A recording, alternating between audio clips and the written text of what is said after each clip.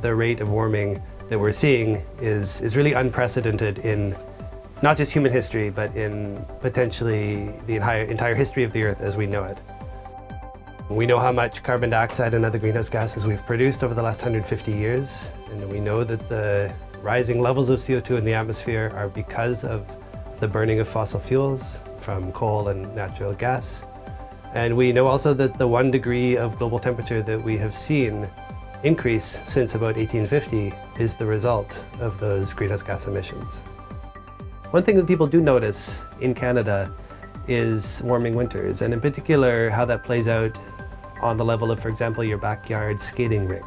People know that 20, 30 years ago winters were colder and it was easier to make a rink.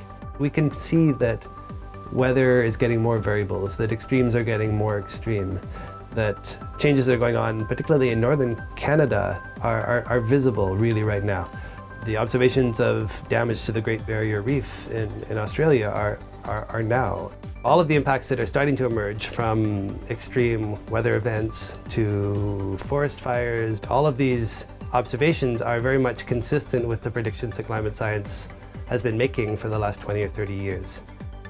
Probably the single most greenhouse gas intensive activity that people do is to fly in airplanes. Of course, driving a car, if you drive a car a lot, will also be a source of carbon dioxide emissions. And then eating a lot of beef in particular has a very high greenhouse gas footprint associated with it.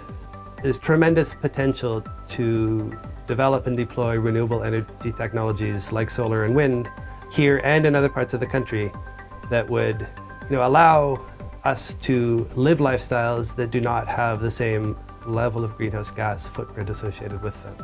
Individual action should really be, I would say, two-pronged. One is to do what you can within the scope of your own life to decrease your environmental footprint and decrease the activities that produce greenhouse gases.